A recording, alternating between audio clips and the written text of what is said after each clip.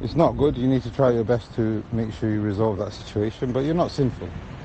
As long as you have taken your measures and, genuinely you've tried and you've not been able to wake up, you're not sinful. The Messenger of Allah ﷺ even said, Laysa fil nawmi tafriq. There is no transgression whilst the person is sleeping, because the person is unconscious.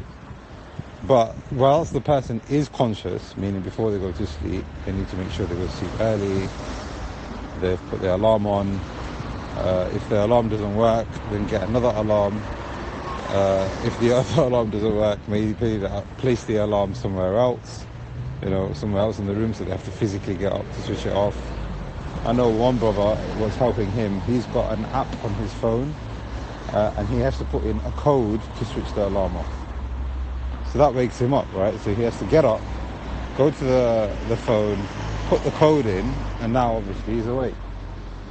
But I mean, these are things that have been tried and tested, but from the greatest things is that now the Messenger of Allah told us that when a person is sleeping, the shaitan puts a knot over his head. When he wakes up, he remembers Allah, one knot is undone. Wallahi, there is a cure and a benefit and a blessing in the dhikr of Allah. If you remember Allah, the knot will be undone. That basically means we need to get into the habit of remembering Allah a great deal.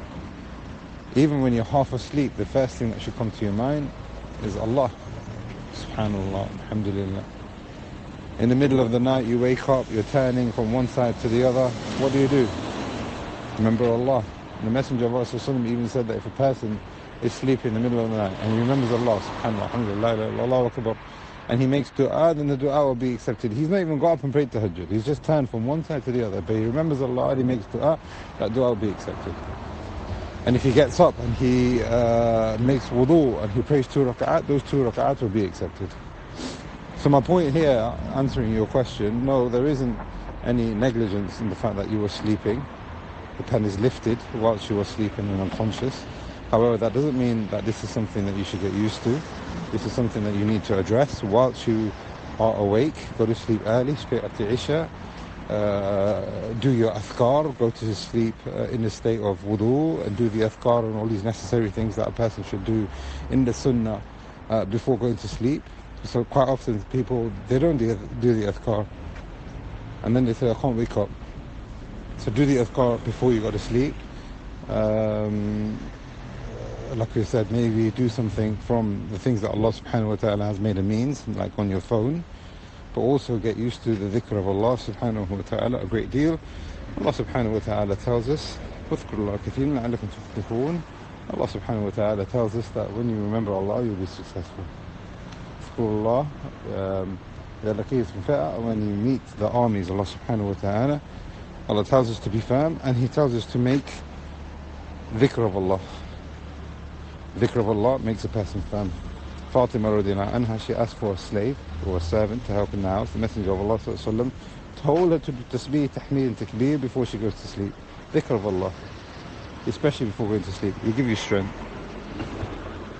So getting used to the dhikr of Allah subhanahu wa ta'ala. Now, if a person has tried all of that and they're still struggling, or they're missing salat every now and then, what they do, they wake up and they pray as soon as they have woken up. They pray as soon as they have woken up. So if you wake up at 7 o'clock and time for Fajr has finished at 6:30, you don't say, oh, well, I've missed it, I'm going to pray when I feel like it. No, you pray as soon as you wake up. As soon as you wake up. And like I said, whilst you are going through this transition, we ask Allah subhanahu wa ta'ala, make plenty of dua as well. We ask Allah subhanahu wa ta'ala that makes you of those who establish the salah for you and your family and your progeny. But what you need to do is take those steps as well.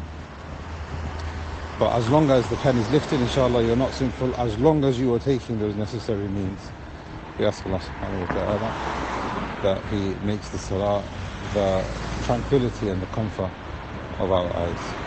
Allahu Akbar.